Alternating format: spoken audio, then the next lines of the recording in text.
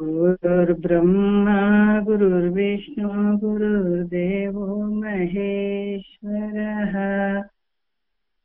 गुरुसाक्षात् परब्रह्म तस्मै श्री गुरवे नमः। ಶ್ರೀ ಜಗದ್ಗುರು ಸಿದ್ಧಾರೂಢರ ಪಾದಕಮಲಗಳಿಗೂ, ಶ್ರೋತ್ರಿಯ ಬ್ರಹ್ಮನಿಷ್ಠ ಸದ್ಗುರು ಬಸವಾನಂದರ ಪಾದಕಮಲಗಳಿಗೂ, ಅವರ ಪ್ರತಿರೂಪದಂತಹ ನಿಜವನಪ್ಪನವರ ಪಾದಕಮಲಗಳಿಗೂ ನನ್ನ ದೀರ್ಘದಂಡ ಪ್ರಣಾಮಗಳನ್ನ ಸಲ್ಲಿಸುತ್ತಾ, ಎಲ್ಲ ಮಹಾತ್ಮರ ಪಾದಕಮಲಗಳಿಗೂ ನನ್ನ ದೀರ್ಘದಂಡ ಪ್ರಣಾಮಗಳನ್ನ ಸಲ್ಲಿಸುತ್ತಾ, ಮನದಲ್ಲಿ ಸ್ಮರಿಸಿಕೊಳ್ಳುತ್ತಾ, ತಮ್ಮೆಲ್ಲರಿಗೂ ವಂಚಿಸುತ್ತಾ, ಇವತ್ತಿನ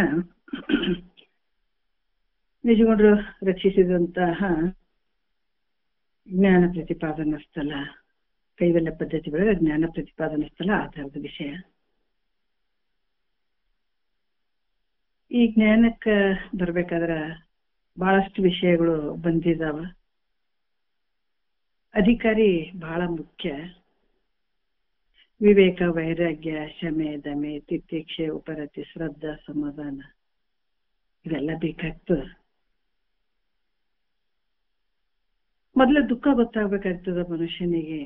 ಅತ್ಯಂತ ದುಃಖ ಯಾವುದು ಅಂತ ಗೊತ್ತಾಗ್ಬೇಕು. ಆ ದುಃಖ ಗೊತ್ತಾದಾಗ ಅತ್ಯಂತ ಪರಮಾನಂದ ಸ್ಥಿತಿ ಕೂಡ ಗೊತ್ತಾಗ್ತದೆ. ಲೌಕಿಕದಲ್ಲಿ ಮಾಡುವಂಥದ್ದು ಕೂಡ ಸುಖದ ಒಂದು ಆನಂದದ ಅಪೇಕ್ಷೆಯಿಂದ ಮಾಡ್ತಾರ. ನಾವಿವತ್ತು ಭಕ್ತಿ ಮಾಡ್ಬೇಕಾದ್ರೂ ಕೂಡ ಯಾವುದಕ್ಕಾಗಿ ಭಗವಂತ ನಮ್ಗೆ ಒಲಿಲಿ, ಕೃಪೆ ಮಾಡಲಿ, ಆನಂದವಾಗಿ ಇರ್ಲಿ, ಸುಖವಾಗಿ ಇರ್ಲಿ ಅಂತ. ಕರ್ಮವನ್ನ ಮಾಡುವಂಥದ್ದು, ಯಜ್ಞ ಯಾಗದಿಗಳಿಗೆ ಮಾಡುವಂಥದ್ದು, ಜಪ ತಪ ಮಾಡುವಂಥದ್ದು, ಇವೆಲ್ಲ ಯಾವುದ್ರ ಸಲುವಾಗಿ ಅಂತಂದ್ರೆ ಒಂದು ಆನಂದ, ಸುಖ ಅನ್ನುವಂಥದ್ದು. ಫಲಾಪೇಕ್ಷೆಯಿಂದ ಮಾಡುವಂಥದ್ದು, ಭೋಗದ ವಸ್ತುಗಳು ಅನ್ನುವಂಥದ್ರ ಬಗ್ಗೆ ವಿಚಾರ ಇಟ್ಕೊಂಡು ಮಾಡುವಂತ ಕೆಲವು ಜನ ಇರ್ತಾರ. ನಿಷ್ಕಾಮ ಆ ಭಾವದಿಂದ ಮಾಡುವಂತ ಕೆಲವು ಜನ ಇರ್ತಾರಲ್ಲಿ. ಎಷ್ಟೇ ಒಂದು ಯಜ್ಞ ಯಾಗಾದಿಗಳನ್ನು ಮಾಡ್ತಾ ಇದ್ದೀನಿ, ಜಪ ತಪ ಮಾಡ್ತಾ ಇದ್ದೀನಿ, ಪೂಜೆಗಳನ್ನ ಮಾಡ್ತಾ ಇದ್ದೀನಿ, ಭಜನೆಗಳನ್ನ ಮಾಡ್ತಾ ಇದ್ದೀನಿ, ಎಲ್ಲವೂ ಭಕ್ತಿ ಬಹಳ ಮಾಡ್ತಾ ಇದ್ದೀನಿ, ಆದ್ರೆ ಯಾಕೋ ಸಮಾಧಾನ ಇಲ್ಲ, ತೃಪ್ತಿ ಇಲ್ಲ ಅಂತ ಕೆಲವು ಸಲ ಅನಿಸ್ತು. ಮಾಡ್ತಾ ಮಾಡ್ತಾ ಮಾಡ್ತಾ ಮಾಡ್ತಾ ಬಂದು, ಯಾಕಂದ್ರೆ ಅಲ್ಲಿ ಯಾವ್ದು ನೆಮ್ಮದಿ ತೃಪ್ತಿ ಕೊಡದೇ ಇರುವಂಥವು. ಕೆಲವು ಸಲ ಯಾವಾಗ ನಿಷ್ಕಾಮದ ಒಂದು ಭಾವದಲ್ಲಿ ಇವೆಲ್ಲ ಮಾಡ್ತಾ ಮಾಡ್ತಾ ಬಂದಾಗ, ಯಾವಾಗ ಅಂತಃಕರಣ ಶುದ್ಧ ಆಗ್ತದ, ಅವಾಗ ಸ್ವಲ್ಪ ಇದು ಒಳಿಲಿಕ್ಕೆ ಶುರು ಆಗ್ತದ. ಏನಪ್ಪಾ ಮುಂದಿಂದ ಏನು, ಇಷ್ಟೆಲ್ಲ ಮಾಡಿದ್ರು ಕೂಡ ಯಾವ್ದು ಉತ್ತರ ಇಲ್ಲ ಅನ್ನುವಂತ ಭಾವ ಅಲ್ಲಿ ಒಳಿಲಿಕ್ಕೆ ಶುರು ಆಗ್ತದೆ. ಮಹಾತ್ಮರೇನ್ ಮಾಡಿಲ್ಲ ಅಂತ ಅಲ್ಲ, ಮಹಾತ್ಮರು ಬೇಕಾದಷ್ಟು ಮಾಡಿದಾರ. ಅವರು ಯಾಕಂದ್ರೆ ಹಿಂದಿನ ಒಂದು ಜನ್ಮ ಜನ್ಮಾಂತರ ಬಂದಂಥದ್ದು, ಅವರು ಕರ್ಮವನ್ನ ಮಾಡಿದಂಥದ್ದೇ, ಕರ್ಮ ಉಪಾಸನೆ ಮಾಡೇ ಇಲ್ಲಿಗೆ ಬರ್ಬೇಕಾಗ್ತದೆ. ಆದ್ರೆ ಲಿಮಿಟ್ ಇರ್ತಾವ, ಅದರಲ್ಲೇ ಯಾವತ್ತು ಕುಂದ್ರುವಂಥದ್ದಲ್ಲ ಅಂತ ಮಹಾತ್ಮರು. ಯಾಕಂತಂದ್ರ ಅವರು ಕೂಡ ಬಹಳಷ್ಟು ಕರ್ಮಗಳನ್ನ ಮಾಡಿದ್ರು, ಉಪಾಸನೆಗಳನ್ನ ಮಾಡಿದ್ರು, ಜಪ ತಾಪ ಎಲ್ಲಾನು ಮುಗಿಸಿದ್ರು. ಅಲ್ಲಿ ಸಮಾಧಾನ, ತೃಪ್ತಿ, ನೆಮ್ಮದಿ ಅದಕ್ಕೆ ಉತ್ತರ ಇರ್ಲಿಲ್ಲ ಅಲ್ಲಿ. ಮತ್ತೆ ತಿರ್ಗಾ ಅದಕ್ಕೆ ನೋಡ್ರಿ, ಇಲ್ಲಿ ಅಂತಃಕರಣ ಶುದ್ಧ ಆದಾಗ ಇವು ನಮ್ಗೆ ಗೊತ್ತಾಗಕ್ ಶುರು ಆಗ್ತದೆ. ಏನಿ ಕ್ವಶನ್ ಮಾರ್ಕ್, ಇದರಲ್ಲಿ ಏನೈತೆ, ಇದರಿಂದನೂ ನೆಮ್ಮದಿ ಇಲ್ಲಲ್ಲ ನನಗ, ಇದರಿಂದ ದುಃಖ ಹೋಗ್ತಾ ಇಲ್ಲಲ್ಲ ನನಗ, ಈ ಸಂಸಾರ ಅನ್ನುವಂಥದ್ದು ಅದು ಹೆಂಗಂತಂದ್ರ ಅದು ಉದಾಸೀನ ಭಾವ ಬರ್ಬೇಕು, ಏಸಿಗೆ ಬರ್ಬೇಕು.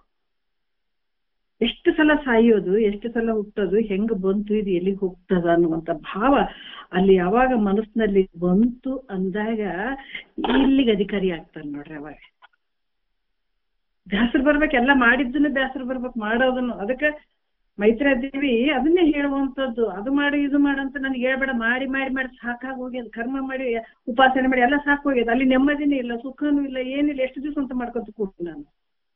ಅದಕ್ಕೆ ನನಗೆ ಇದನ್ನ ಹೇಳ್ರಿಪ್ಪ, ಜ್ಞಾನನ್ನ ಹೇಳ್ರಿ.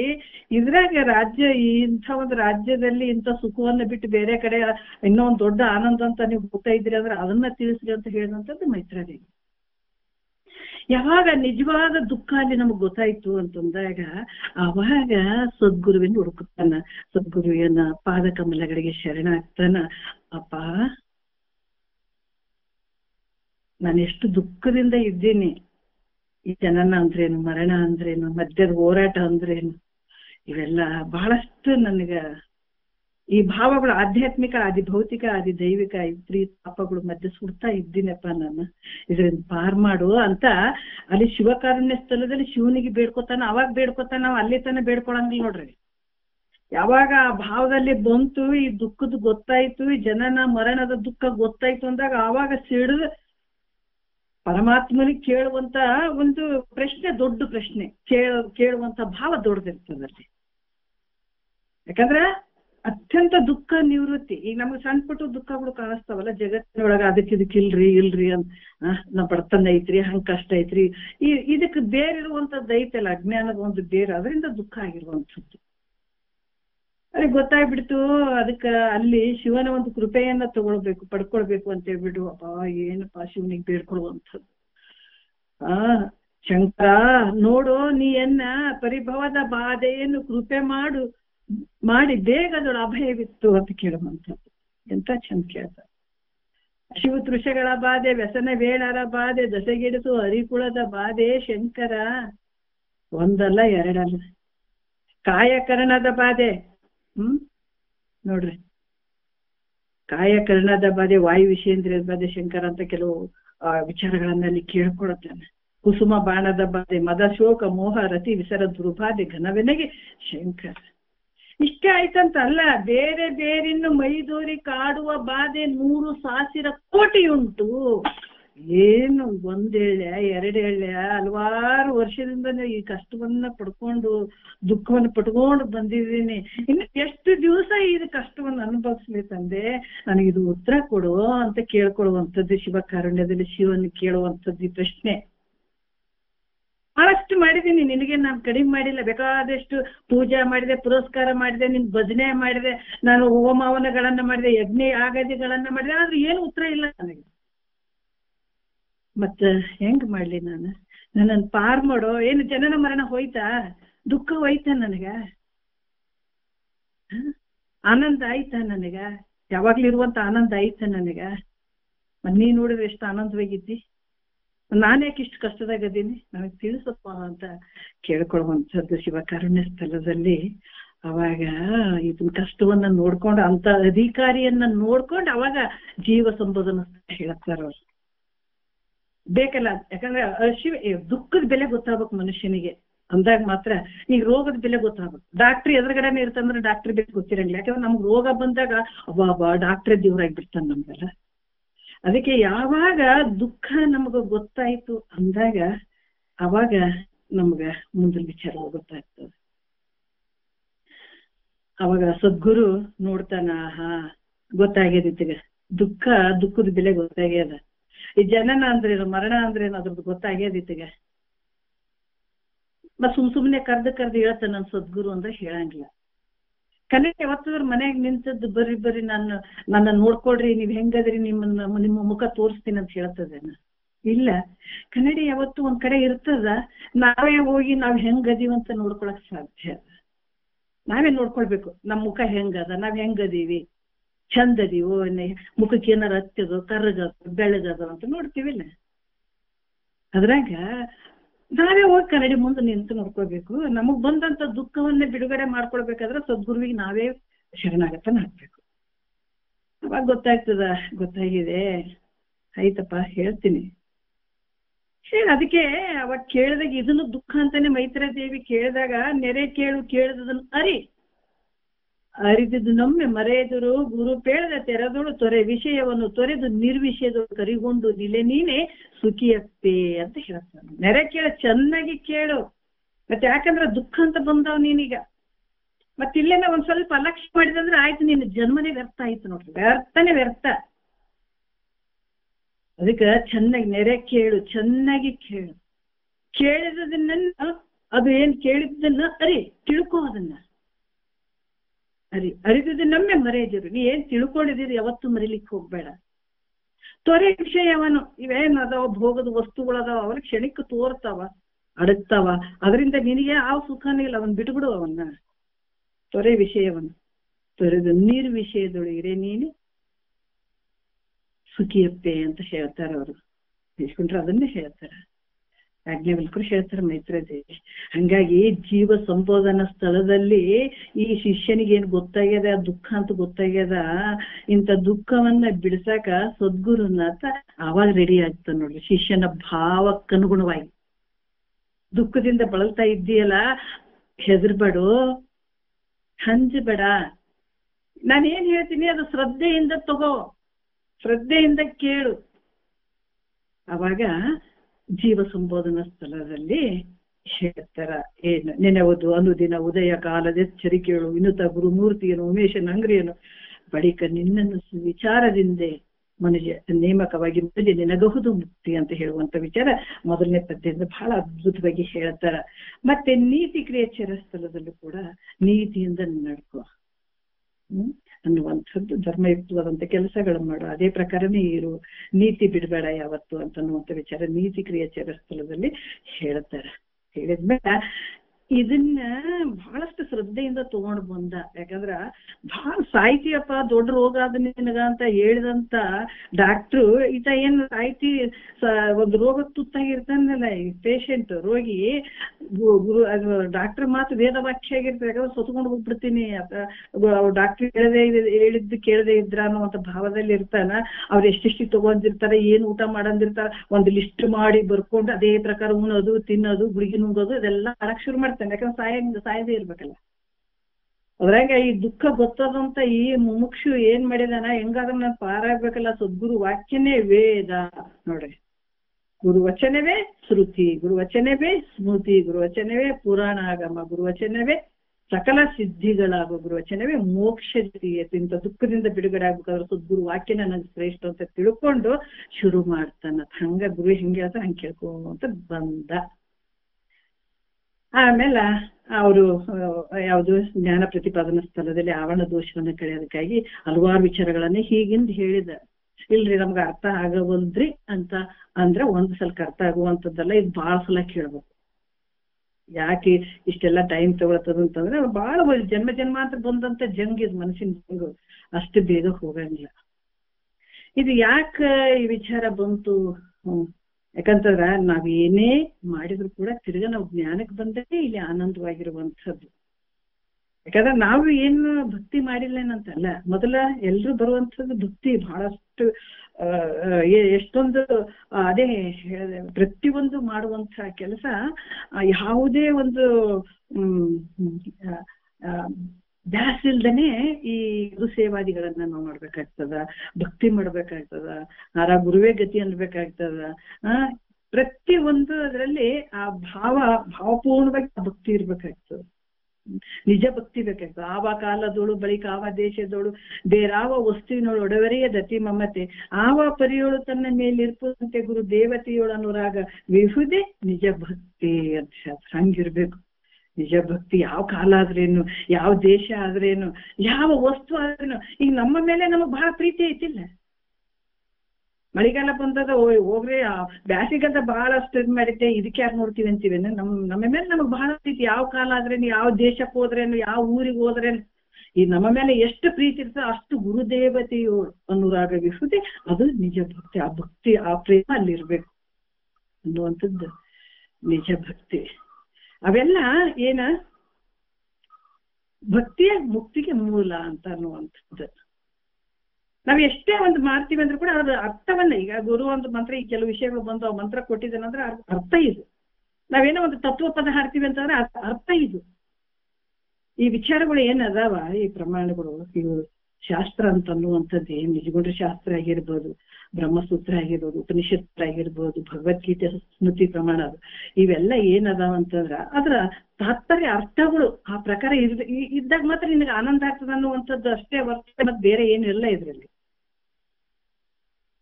ನಮ್ಗ ಇದು ಹೋಗ್ಲಿಕ್ಕೆ ಮಾತಲ್ಲ, ಕೆಲವೊಂದು ನಮ್ಮ ಅನುಭವಗಳು ಸ್ವಲ್ಪ ಹೇಳ್ಕೊಡ್ಬೇಕು ಅಂತ ಅನಿಸ್ತದ. ಇಲ್ಲೇ ನಮ್ಮ ಹೊಗಳಿದ್ರೆ ನಾವೇನ್ ಬಹಳ ಇದಕ್ಕೆ ಹೋಗೋದು ಬೇಕಾಗಿಲ್ಲ, ತೆಗಳಿದ್ರೆ ನಾವು ಕೆಳಗಿಳಿಯೋದು ಅಂತದ್ದು ಏನಿಲ್ಲ ಇದ್ರಲ್ಲಿ. ನಾವು ಶಿಂಷದಲ್ಲಿ ಇದ್ದಾಗ ಮಲ್ಲಿಕಾರ್ಜುನ ತಾತರ ಸಿದ್ಧಾರೂಢ ಶಿಷ್ಯರು ಅವ್ರು ಅಲ್ಲಿಗೆ ಬಂದು ನೆಲೆಸಿದ್ರು. ಇವತ್ತಿಗೆ ನಾವು ನೋಡ್ಬೋದು. ನೀವು ಶಿಂಷ ಅಂತಂದ್ರ ಮಳವಳ್ಳಿ ತಾರಕ ಶಿವನ ಸಮುದ್ರ ಅಂತ ಬರ್ತದೆ, ಮಳವಳ್ಳಿ ಹತ್ರ ಶಿವನ ಸಮುದ್ರ ಬರ್ತದೆ, ಗಗನ ಚುಕ್ಕಿ ಬರ ಚುಕ್ಕಿ ಅಂತ ಬರ್ತಾವ. ಅಲ್ಲಿ ಮಧ್ಯೆ ಒಂದು ಮಲ್ಲಿಕಾರ್ಜುನ ತಾತರ ಮಠ ಐತಿ, ಸಿದ್ಧಾರೂಢರ ಮಠ ಐತೆ. ಅಲ್ಲಿ ನಮ್ಮ ಹತ್ರ ವೇದಾಂತ ಈ ಶಾಸ್ತ್ರವನ್ನ ನಡೀತಾ ಇದೆ ಅಂತ ನಾವು ನಮ್ಮ ಮನ್ಯಾಗ ಯಾವಾಗ್ಲೂ ಮಾಡ್ತಿದೀವಿ. 7 ಗಂಟೆಯಿಂದ 8 ಗಂಟೆವರೆಗೂ ಮಾಡ್ತಾ ಇದ್ದಾಗ ಅಲ್ಲಿ ಸಿದ್ಧಾರೂಢರ ಶಿಷ್ಯರುಗಳು, ಮಲ್ಲಿಕಾರ್ಜುನ ತಾತರ ಶಿಷ್ಯರುಗಳೆಲ್ಲ ಪ್ರತಿ ವರ್ಷ ಬರೋರು. 2-3 ದಿವಸ ಆರಾಧನಾ ಕಾರ್ಯಕ್ರಮಕ್ಕೆ ಇರೋರು. ಕೆಲವರೆಲ್ಲ ಏನ್ ಮಾಡ್ತಿದ್ರು, ಅವತ್ತಿನ ಮೇನ್ ದಿವಸ ಏನ್ ಮಾಡ್ತಿದ್ರು, ಬಂದು ಬೆಳಗ್ಗೆ ಬಂದು ಮಧ್ಯಾಹ್ನ ತನ ಇದ್ದು ಮಧ್ಯಾಹ್ನ ಪ್ರಸಾದ ಮಾಡ್ಕೊಂಡು ಹೋಗ್ಬಿಡಾರ ಪ್ರತಿ ಸಲ. ಕೆಲವರೆಲ್ಲ ಹಂಗ್ ಮಾಡ್ತಿದ್ರು. ಉಳಿಯುವಂತ ಶಿಷ್ಯರ ಭಾಗ ಹಂಗ ಉಳಿಯೋರು. ಆಮೇಲೆ ಈ ನಾವಲ್ಲಿ ಇದು ನಮ್ಮ ನಿಜಗುಂಡ್ರ ಶಾಸ್ತ್ರ ನಡೀತದಂತ ಗೊತ್ತಾಗ್ಬಿಡ್ತು. ಗೊತ್ತಾದಾಗ ಅಲ್ಲಿ ಗುರುಗಳು ಏನ್ ಮಾಡಿದ್ರು, ಇಲ್ಲ ನಿಜಗುಂಡ್ರ ಶಾಸ್ತ್ರ ನಿಮ್ ಮನ್ಯಾಗ ನಡೀತಾ ಇದೆ ಅಂತ ಗೊತ್ತಾಯ್ತು ಅಮ್ಮ ಅಂತ ಒಂದ್ಸಲ ಮನ್ಯಾಗ ಬಂದು ಮಾತಾಡ್ಕೊಂಡು, ಈ ಸಲ ಆರಾಧನೆಕ ನೀವೇ ಉದ್ಘಾಟನೆಗೆ ಬರ್ಬೇಕು ಅಂತ ಕೇಳಿದ್ರು ಅವ್ರು ಬಂದು ನಮ್ಗೆ. ಆಯ್ತು ಗುರುಗಳೇ ಅಂತ ಅಂದಿವಿ ನಾವು. ಆಮೇಲೆ ಕೆಲವು ವಿಷಯಗಳನ್ನ ಅವ್ರು ಇಟ್ಟು ಅವತ್ತಿನ ದಿವಸ ಪ್ರವಚನಕ್ಕೆ ಮತ್ತೆ ಉದ್ಘಾಟನೆಗೆ ನಮ್ಮನ್ನ ಕರೆದ ನಂತರ ಅವತ್ತಿನ ದಿವಸ ಹೋದ್ಮೇಲೆ ನನಗೆ ಎಲ್ಲರಿಗೂ ಒಂದು ಬಹಳಷ್ಟು ಅಲ್ಲಿ ಬಿಜೆಪುರದ ಗುರುಗಳು ಅಂತ ಬಂದಿದ್ರು. ಆಮೇಲೆ ನಿತ್ಯಾನಂದಪುರಿ ನೋಡ್ರಿ, ಸಿದ್ದರಾಮಯ್ಯ ಚೀಫ್ ಮಿನಿಸ್ಟರ್ ಅದಾರಲ್ಲ, ಅವ್ರಿಗೆ ಪರಿಚಯ, ಅವ್ರು ಕೆಲವರು ಅದ್ರಾಗ ಬರ್ತಾರ. ಅವರು ನಿತ್ಯಾನಂದಪುರಿ ಅಂತ KR ಪೇಟೆಯಿಂದ ಬಂದಂತವ್ರು. ಅವರೆಲ್ಲ ದೊಡ್ಡ ದೊಡ್ಡ ಗುರುಗಳೇ ಇದ್ರು. ಬಟ್ ನಮಗೂ ಕರೆದಿದ್ರು. ಅವ್ರಿಗೆ ಆಶ್ಚರ್ಯ, ಯಾಕಂದ್ರ ಈಗ ಗುರುಗಳು ಅಂತಂದ್ಮೇಲೆ ಕಾವಿ ಬಟ್ಟೆ ಹಾಕೊಳ್ಳೋರು, ನಾವೆಲ್ಲ ಸಂಸಾರಸ್ಥರು, ಇವರೆಲ್ಲ ಏನಂತ ಅವ್ರಿಗೆ ಸ್ವಲ್ಪ ಭಾವನೆ ಇದ್ದೇ ಇರ್ತದೆ. ಯಾರಿಗೇ ಆಗ್ಲಿ ಶರೀರದ ಮೇಲೆ ಕಾವಿ ಬಟ್ಟೆ ಮಠದಾಗಿದ್ದವರು ಅವರೇ ದೊಡ್ಡ ಪ್ರವಚನ ಹೇಳುವಂಥವ್ರು, ಅವರೇ ಗುರುಗಳು ಅಂತ ನಮಗೂ ಮೊದಲು ಇತ್ತು. ಅದೇ ಪ್ರಕಾರ ಎಲ್ರಿಗೂ ಇರ್ತದೆ. ಇವ್ರು ಸಂಸಾರಸ್ಥರು ಅದಾರ, ಇವ್ರೇನ್ ಅಂತ ಪರಿ ಸಾಧನೆ ಮಾಡಿರ್ತಾರೆ, ಇವ್ರಿಗೇನ್ ಗೊತ್ತಿರ್ತು ಅನ್ನುವಂಥ ಭಾವದಲ್ಲಿ ಕೆಲವು ಜನ ಇರ್ತಿದ್ರು. ಅವಾಗ ಎಲ್ರಿಗೆ ಒಂದು 10 ನಿಮಿಷ ಟೈಮ್ ಕೊಟ್ರೆ ನಂಗೆ 40 ನಿಮಿಷ ಕೊಟ್ಟಿದ್ರು. ಅವ್ರು ಟೈಮ್ ಇಲ್ಲ, ನೀವೇ ಮೇನ್ ಪ್ರವಚನ ನೀವು ಹೇಳ್ರಿ ಅಂತ ಅಂದ್ರು. ಅಂದಾಗ ಮೇನ್ ಪ್ರವಚನದ ವಿಷಯನ ನನಗೆ ಕೊಟ್ಟಿದ್ರು. ಬಟ್ ಅವತ್ತಿನ ದಿವಸ ಹೇಳಿದೆ, ನಾನು ಕೆಲವು ವಿಚಾರಗಳನ್ನ ನಿಜಗುಂಡ್ರೆ ವಿಚಾರಗಳನ್ನ ಇಟ್ಟಿದ್ರು. ಅದ್ರ ಬಗ್ಗೆ ನಾನು ಹೇಳಿದೆ, 40-50 ನಿಮಿಷ ಹೇಳಿದೆ. ಅಲ್ಲಿ ಹೇಳಿದ ನಂತರ ಅಲ್ಲಿದ್ದ ಹೆಣ್ಮಕ್ಳಿಗೆ ಬಹಳ ಖುಷಿ ಆಯ್ತು. ಅಲ್ಲಿ ಎಲ್ಲಾ ಜನರಿಗೂ ಖುಷಿ ಆಯ್ತು. ಇನ್ನೊಂದು ವರ್ಷಕ್ಕೆ, ಅದು ಈ ವರ್ಷ ಅಲ್ಲ ನೆಕ್ಸ್ಟ್ ವರ್ಷಕ್ಕ ತುಂಬಾ ಜನ ಬಂದಾಗ ನಾವು ಹೋದಾಗ ಅವ್ರು ಹೇಳಿದ್ರು, ಅಮ್ಮ ನಾವು ಮಧ್ಯಾಹ್ನ ಬಂದು ಪ್ರಸಾದ ಮಾಡ್ಕೊಂಡು ಹೋಗ್ಬಿಡ್ತಿದ್ವಿ, ಬಟ್ ನಿಮ್ಮ ಸಲುವಾಗಿ ನಾವು ಇವತ್ತು ರಾತ್ರಿ ಕೂಡ್ತಾ ಇದ್ದೀವಿ ಅಂತಂದ್ರೆ, ಇದು ಸತ್ಯದ ಮಾತು, ಸುಳ್ಳಲ್ಲ. ನಿಮ್ಮ ಸಲುವಾಗಿ ಕೂಡ್ತಾ ಇದ್ದೀವಿ, ನಿಮ್ಮ ಪ್ರವಚನಕ್ಕಂತ ಕೂಡ್ತಾ ಇದ್ದೀವಿ ಅಂತ ಅಂದ್ರು ಅವರೆಲ್ಲ. ನನಗೂ ಗೊತ್ತಿಲ್ಲ, ನಾನು ಹೆಂಗ್ ಹೇಳ್ತೀನಿ ನನಗೂ ಗೊತ್ತಿಲ್ಲ, ಗುರುನಾಥ ಏನ್ ಮುಗಿಸ್ತಾನ ನನಗೂ ಗೊತ್ತಿಲ್ಲ. ಆ ಭಾವದಲ್ಲಿ ಇದ್ಕೊಂಡು ಅವತ್ತಿನೂ ಕೆಲವು ವಿಚಾರಗಳನ್ನ ಹೇಳಿ ಮೇನ್ ಪ್ರವಚನನೇ ನನಗೆ ಕೊಡ್ತಾ ಇದ್ರು. ಅದೆಲ್ಲ ಮುಗಿದ ಮೇಲೆ ಅವರೆಲ್ಲ ಬಹಳಷ್ಟು ಭಜನೆ ಮಾಡೋರು. ಬೆಳಗ್ಗೆಯಿಂದ ಸಂಜೆ ತನ ರಾತ್ರಿ ತನ ಭಜನೆ. ಯಾರು ಹೆಣ್ಮಕ್ಳು ಗಂಡ್ಮಕ್ಳು ಒಂದೊಂದು ಗ್ರೂಪ್ ಪ್ರತಿ ವರ್ಷ ಅವರು ಭಜನೆ ಮಾಡೋರು, ಹಾಡು ಹಾಡೋರು, ಬೆಳಗ್ಗೆ ಬಂದು ಅಡಿಗೆ ಮಾಡ್ಕೊಳ್ಳೋರು, ಅವರೇ ಅಡಿಗೆ ಮಾಡೋರು, ಬಂದವರಿಗೆಲ್ಲ ಊಟಕ್ಕೆ ಬಡಿಸೋರು, ಇದೆಲ್ಲ ಅವರೆಲ್ಲ ಮಾಡ್ತಿದ್ರು. ಅವಾಗ ಅವ್ರಿಗೆ ಕೆಲವು ವಿಷಯಗಳು ಗೊತ್ತಿರ್ಲಿಲ್ಲ. ಅವಾಗ ಹೇಳಿದ್ರು ಅವ್ರು, ಬಟ್ ತತ್ವಪದ ಇಷ್ಟೆಲ್ಲ ಹಾಡ್ತಿದ್ವಿ, ನಮ್ಗೆ ಇದ್ರ ವಿಚಾರ ಗೊತ್ತಿರ್ಲಿಲ್ಲ. ಎಷ್ಟೋ ವಿಷಯಗಳು ನಮ್ಗೆ ಗೊತ್ತಾದಂಗೆ ಆಯ್ತು. ಒಂದು ತಾಸ್ನಾಗೆ ನಮ್ಗ ಇಷ್ಟು ತತ್ವಪದ ಆಡ್ತೀವಿ, ಇದ್ರೆ ಏನಾಯ್ತು ಏನಿಲ್ಲೋ ನಮ್ಗೆ ಏನು ಒಂದು ಅರ್ಥ ಆಗ್ತಿರ್ಲಿಲ್ಲ. ಆದ್ರ ನಾನು ಈ ಪ್ರವಚನ ಮುಗಿದ ನಂತರ ಕೆಳಗಡೆ ಕೆಳಗಡೆ ಬಂದ್ವಿ. ಎಲ್ಲ ಗುರುಗಳು ಹೇಳಿದ್ರು. ಅವಾಗ ಕೆಳಗಡೆ ಬಂದ ನಂತರ 4 ಜನ ಹೆಣ್ಮಕ್ಳು ದೊಡ್ಡವ್ರು ಅದಾರ, ಬಹಳ ದೊಡ್ಡವ್ರು ಇದ್ರು, ನನ್ಕಿಂತ ವಯಸ್ಸಿದ್ದವ್ರು ಇದ್ರು. ಪಾಪ ಬಂದ್ಬಿಟ್ಟು ಹೊಗಳ್ಕೊ ಮಾತಲ್ಲ ಇದು, ದಯವಿಟ್ಟು ಗುರುಗಳಿಗೆ ಒಪ್ಪಿತಿದ್ರು. ಅಲ್ಲಿ ನಿಂತ್ಕೊಂಡ್ರೆ ಇಬ್ರು ಬಂದು ನನ್ ಕಾಲ್ ಹಿಡಿದ್ರು. ಆಮೇಲೆ ಇಬ್ರು ನನ್ 2 ಕೈ ಹಿಡ್ಕೊಂಡ್ರು. ನನಗ ಭಯ ಆಯ್ತು, ಯಾಕೆ ಹಿಂಗ್ ಮಾಡಾಕತ್ತೀರಿ ಅಂತಂದೆ ನಾನು. ಅವ್ರು ಸತ್ಯವಾಗಿ ಹೇಳ್ತೀವಿ ಅಮ್ಮ, ಆದ್ರ ನಿಮ್ ಕೈ ತಗೊಂಡ್ ನಮ್ಮ ತಲೆ ಮೇಲೆ ಇಟ್ಟು ಬಿಡ್ರಿ, ನನ್ನಂಗೆ ನೀವ್ ಆಗ್ರಿ ಅಂತ ಆಶೀರ್ವಾದ ಮಾಡಿ ನೀವು ನಿಮ್ಮ ಕೈಯನ್ನ ನಮ್ ತಲೆ ಮೇಲೆ ಇಡ್ರಿ ಅಂತ ಅಂದ್ರು. ನಾನು ನಿಜವಾಗಿ ಆಶ್ಚರ್ಯ, ನಾನು ಏನ್ ಹೇಳ್ಬೇಕಂತ ಗೊತ್ತಾಗ್ಲಿಲ್ಲ, ಏನ್ ಹೇಳ್ಬೇಕಂತ ಗೊತ್ತಾಗ್ಲಿಲ್ಲ. ಆಮೇಲೆ ಇಲ್ಲ ಗುರುನಾಥ ಅದನ್ನ ಯಾವತ್ತು ಕೈ ಬಿಡಂಗಿಲ್ಲ, ನೀವ್ ಇಷ್ಟೆಲ್ಲ ಭಕ್ತಿಯಿಂದ ಹಾಡು ಹೇಳ್ತೀರಿ, ಭಜನೆ ಮಾಡ್ತೀರಿ ಅಂತಂದ್ರ ಅದನ್ನ ತಿಳ್ಸಕ ಸದ್ಗುರು ಬಂದೇ ಬರ್ತಾನ. ಇಲ್ಲ ನಿಮ್ಗೆ ಯಾವ ರೀತಿ ಆದ್ರೆ ನಿಮ್ಗೆ ಇಷ್ಟ ಆದ್ರೆ ನಮಗೊಂದಿಷ್ಟು ಇದ್ರ ವಿಚಾರಗಳನ್ನ ನಮ್ಗೆ ದಿವಸ ತಿಳಿಸ್ರಿ ಅಂದ್ರು. ದಯವಿಟ್ಟು ನನಗೆ ಮನೆ ಬಿಟ್ಟು ಅಲ್ಲಿ ಇಲ್ಲಿ ಬಂದು ಹೇಳಕ್ ಆಗಲ್ಲ ದಿವಸ, ಈ ರೀತಿ ಸ್ವಲ್ಪ ಅನನುಕೂಲ ಆಗ್ತದ, ದಯವಿಟ್ಟು ತಪ್ಪು ತಿಳ್ಕೊಬೇಡ್ರಿ. ನೀವ್ ಇಷ್ಟೆಲ್ಲ ಮಾಡಿ ಭಕ್ತಿ ಭಾವದಿಂದ ಅದನ್ನ ನೆನೆಸ್ತೀರಿ ಅಂತಂದ್ರೆ ಯಾವ್ದೋ ರೂಪದಿಂದ ಬಂದ ಆ ವಿಷಯಗಳನ್ನ ನಿಮಗ್ ತಿಳಿಸ್ತಾನ ಅಂತ ಹೇಳಿದೆ ನಾನು ಅವ್ರಿಗೆ. ಯಾಕ ಅಂತಂದ್ರೆ ಈ ವಿಚಾರಗಳು ಯಾಕಂತಂದ್ರ ಇವು ಸುಮ್ಮನೆ ವಾಕ್ಯಗಳು ಸಿಗುವಂಥವಲ್ಲ. ಬಹಳಷ್ಟು ಬಡದಾಡಿದಾರ ಮಹಾತ್ಮರು ಇಂಥ ವಿಚಾರಗಳು ಸಲುವಾಗಿ. ನಮ್ಗ ಇತ್ತಲ ಗಿಡ ಮದ್ದೆಲ್ಲ ನಮ್ಗೆ ಬೇಗ ಸಿಗ್ತಾವಂದ್ರೆ ಅದ್ರ ಬೆಲೆ ಗೊತ್ತಾಗಲ್ಲಲ್ಲ, ಹಂಗಾಗಿ ಇದು ಹೇಳುವಂಥದ್ದೇನಂದ್ರ ನಾವೇನ್ ಭಕ್ತಿ ಮಾಡ್ತೀವಿ ಅದ್ರ ಮುಂದಿನ ಭಾಗ ನಾವೇನ್ ತತ್ವಗಳನ್ನ ಹಾಡ್ತೀವಿ ಅದ್ರ ಅರ್ಥಗಳು ಇದರಲ್ಲಿ ಅದನ್ನ ತಿಳ್ಕೊಳ್ಳುವಂಥದ್ದು, ಆ ಸ್ವರೂಪವನ್ನ ಪಡೆಯುವಂಥದ್ದು. ಇದರಿಂದನೇ ಜನ್ಮ ಸಾರ್ಥಕ ಆಗ್ತದ ಅನ್ನುವಂಥದ್ದು. ಎಷ್ಟೋ ಜನರಿಗೆ ಶಂಭುಲಿಂಗನ ಬೆಟ್ಟದ ಅಲ್ಲಿ ಇದ್ದದ್ದೇ ಗೊತ್ತಿರ್ಲಿಲ್ಲ. ನಮ್ದು ಕೇಳ್ಬಿಟ್ಟೆ ಸುಮಾರು ಜನ ಮರುದಿವಸ ಶಂಭುಲಿಂಗನ ಬೆಟ್ಟಕ್ಕೆ ಹೋಗ್ತೀವಿ ಅಂತಾನೆ ಹೋದ್ರಲ್ಲಿ ಹಲವಾರು ವಿಚಾರಗಳು ನಡೆದಿದಾವ. ಇವೆಲ್ಲ ಹೊಗಳ್ಕೊಂಥವಲ್ಲ, ಸ್ವಲ್ಪ ವಿಚಾರಗಳನ್ನ ಹೇಳುವಂಥದ್ದು. ಇಲ್ಲಿ ಕೂಡ ಏನು ಸತ್ತು ಚಿತ್ತು ನಿತ್ಯ ಆನಂದ ಪರಿಪೂರ್ಣ. ಸತ್ತು ಅಂದ್ರೆ ನಿನ್ನ ಸ್ವರೂಪ ಯಾವಾಗ್ಲೂ ಇರುವಂಥದ್ದು ಅನ್ನುವಂಥದ್ದು. ಚಿತ್ತು ಅಂದ್ರೆ ಎಲ್ಲವನ್ನ ತಿಳಿಯುವಂಥದ್ದು. ಆಮೇಲೆ ಆನಂದ ರೂಪವಾಗಿರುವಂಥದ್ದು, ನಿತ್ಯವಾಗಿರುವಂಥದ್ದು, 3 ಕಾಲದಲ್ಲಿ ಇರುವಂಥದ್ದು. ಆಮೇಲೆ ಪೂರ್ಣವಾಗಿರುವಂಥದ್ದು, ಪರಿಚ್ಛಿನ್ನತೆಯಿಂದ ಕೂಡಿಲ್ಲ. ಯಾವುದು ನಿನ್ನ ಸ್ವರೂಪ ಪರಮಾತ್ಮನ ಸ್ವರೂಪ, ಪರಬ್ರಹ್ಮ ಸ್ವರೂಪ. ಈ ಉಪಾಧಿಯಿಂದ ಶಿವ ಜೀವ ಅಂತ ಅನ್ಸ್ಕೊಂಡಿವಿ. ಆದ್ರ ಉಪಾಧಿಯನ್ನ ಕಳೆದಾಗ, ಆ ಮೇರೆಯನ್ನ ಕಳೆದಾಗ ಅಂತ ಬೋಧಾಂಬುದಿ ಸ್ವರೂಪನೇ ನಿಜ ಬೋಧಾಂಬುದಿ ಅಂತ ಹೇಳ್ತಾರ ಅವ್ರು. ಅಂತ ಸ್ವರೂಪನೇ ನೀನಿದಿ. ಆ ಮೇರೆಯನ್ನ ಕಳೆಯದೇ ಇದ್ರ ಅಂಥ ಗಂಭೀರ ಇರುವಂತ ಅದ್ವಯ ಆತ್ಮಕವನ್ನ ಅರಿಲಿಕ್ಕೆ ಬರ್ತದೆ ಅನ್ನೋದ್ರೆ ಬರಂಗಿಲ್ಲ. ಈ ಮೇರೆಯನ್ನ ತೆಗೆದಾಗ ಅಂಥ ಒಂದು 6 ಬಲ್ಲರು ನಿಜಾನಂದ ಬೋಧಾಂಬುದಿ ಮೇರೆಯನ್ನೊಮ್ಮೆ ಕಳೆದು ಮಾಯ ಭೂರಿ ವಿಕಾರವನ್ನೆಲ್ಲವನ್ನು ಒಳಕೊಂಡು ಗಂಭೀರ ಅದ್ವಯ ಆತ್ಮಕವಾಗಿ ಹೋದ. ಇಂಥದನ್ನ ನಾವು ಮಾಡ್ಬೇಕಾದ್ರ ಈ ಮೇರೆಯನ್ನ ಮಾಯ ಎನ್ನುವಂಥ ಮೇರೆಯನ್ನ ಮತ್ತೆ ಈ ಭೂರಿ ವಿಕಾರಗಳನ್ನೆಲ್ಲ ಕಳೆದಾಗ ಇಂಥ ಒಂದು ಅದ್ವಯ ಆತ್ಮಕವಾಗಿರುವಂಥದ್ದು ನಾವು ತಿಳ್ಕೊಳಕ್ ಸಾಧ್ಯ ಅದ. ಈಗ ತಿಳ್ಕೊಂಡಿದ್ದಾನೆ ಇಷ್ಟೇ. ಯಾಕಂದ್ರೆ ಈ ರೂಪವಾಗಿ ಅಥವಾ ಸತ್ತು ಚಿತ್ತು ನಿತ್ಯ ಆನಂದ ಪರಿಪೂರ್ಣ ಸ್ವರೂಪವನ್ನು ಎಲ್ಲ ತಿಳ್ಕೊಂಡ, ಅದೇ ರೀತಿಯಲ್ಲಿ ಬಂದ ಪೂರ್ಣನಾಗಿ. ಯಾಕಂದ್ರೆ ಪೂರ್ಣಾತ್ಮನನ್ನ ಪೂರ್ಣನಾದಂಥವನೇ ತಿಳಿಲಿಕ್ಕೆ ಸಾಧ್ಯ ಆಗ್ತದೆ. ಈಗ ಯಾರೋ ಒಬ್ರು ಕುಡ್ದಿರ್ತಾರಂತಂದ್ರ ಕುಡ್ದದ ಅನುಭವ ಇರಂಗಿಲ್ಲ ನಮ್ಗೆ. ಯಾರೋ ಒಬ್ರು ಕುಡ್ದಾರ, ಬಹಳ ಕುಡ್ದಿರ್ತಾರ, ಅವ್ರಿಗೇನೋ ಒಂದು ಆನಂದ ಇರ್ತದ ಅದ್ರಲ್ಲಿ. ಆದ್ರ ಇವ್ರಿಗೆ ಬೇರೆದವ್ರಿಗೆ ಗೊತ್ತಿರಂಗಿಲ್ಲ. ಅವ್ರಿಗೆ ಯಾವಾಗ ಅನುಭವ ಆಗ್ತದ, ಅವ್ರು ಅದನ್ನ ಕುಡ್ದಾಗೆ ಗೊತ್ತಾಗ್ತದೆ. ಅಯ್ಯೋ ಹಿಂಗ ಅದನ್ನ ಇಷ್ಟು ನಿತ್ಯ ಬರ್ತದ, ಇಷ್ಟು ಆನಂದ ಐತೆ, ಅವ್ರಿಗೆ ಅವಾಗ ಗೊತ್ತಾಗ್ತದೆ. ಮತ್ ಕುಡ್ದಂತಲ್ಲ ಇದು. ಯಾಕಂತಂದ್ರೆ ಇದು ಬ್ರಹ್ಮಾನಂದ. ಬ್ರಹ್ಮಾನಂದ ಇದನ್ನ ಹೇಳ್ಬೇಕಂತಂದ್ರ ಆ ಸ್ಥಿತಿಗೆ ಬಂದವರಿಗೆ ಹೇಳಕ್ಕಾಗ್ತದ, ಆ ಸ್ಥಿತಿಯಲ್ಲಿ ಇದ್ದವರಿಗೆ ಹೇಳಕ್ಕಾಗ್ತದ, ಹೊರತಾಗಿ ಬೇರೆದವ್ರಿಗೆ ಹೇಳಕ್ಕಾಗಲ್ಲ.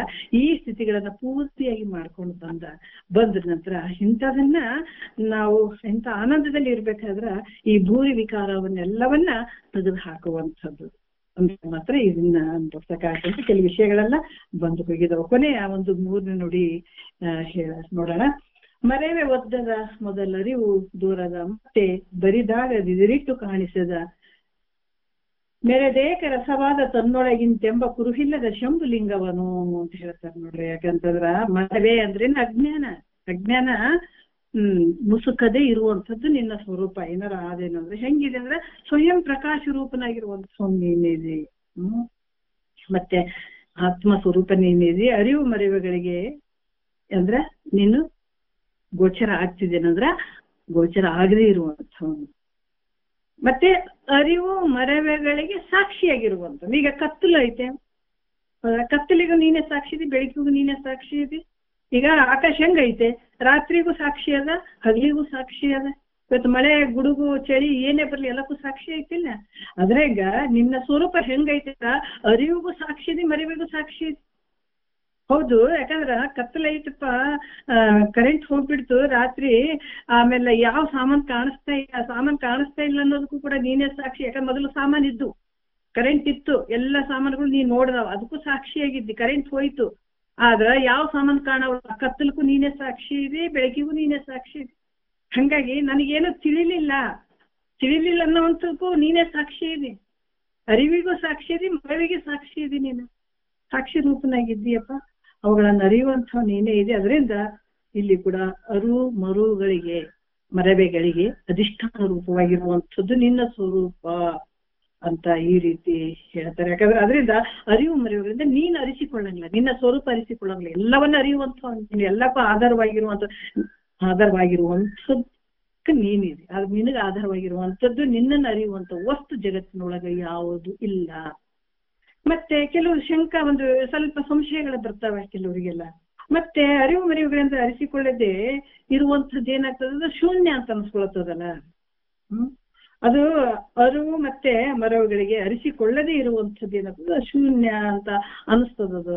ಹಂಗಾದ್ರ ಆತ್ಮ ಶೂನ್ಯ ಅದನ್ನ ಅಭಾವ ರೂಪನ್ ಅಂತ ಹೇಳ್ಬೇಕಾಗ್ತದಲ್ಲ, ಇಲ್ಲ ಅಂತ ಹೇಳ್ಬೇಕಾಗ್ತದೆ. ಮತ್ತೆ ಯಾವುದಕ್ಕೂ ಇಲ್ಲ, ಅರಿವು ಮರಿವುಗಳನ್ನ ಅರಿಸಿಕೊಳ್ಳದೆ ಇರುವಂಥವನದಂತದ ಅಥವಾ ಶೂನ್ಯನೇ ಅದ ಅಂತ ಅನ್ಬೇಕಾಗ್ತದ ಅದಕ್ಕೆ.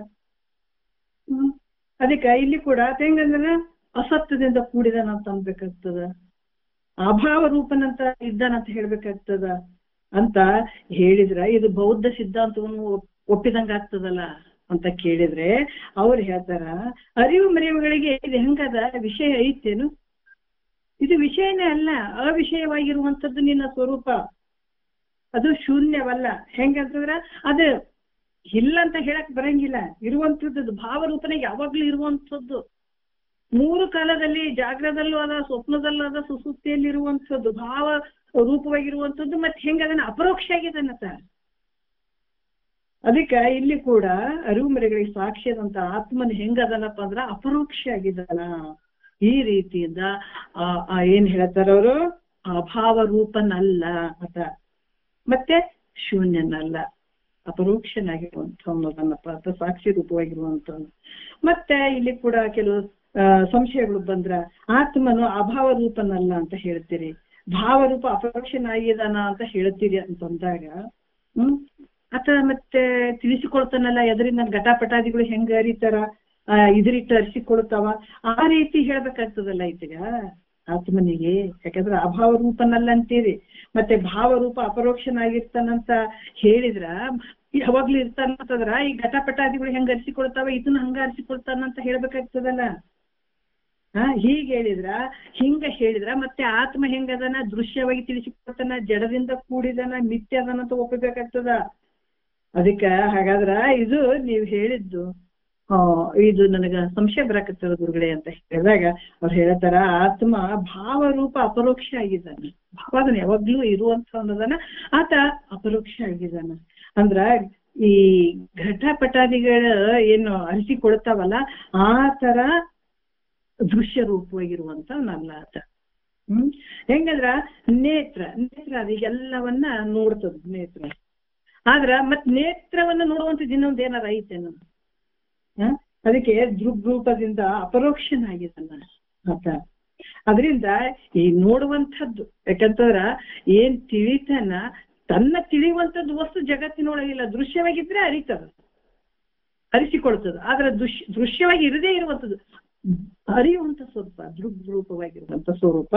ಅದಕ್ಕೆ ಅದರಿಂದ ಇದ್ರಿಟ್ಟು ಕಾಣಿಸುವಂಥದ್ದು ಅಲ್ಲ ಇದು ಸ್ವರೂಪ. ಅದರಿಂದ ಹೆಂಗದಾನಪ್ಪ ಅಂದ್ರ ಸ್ವಯಂ ಪ್ರಕಾಶವಾಗಿರುವಂಥವನದಾನ.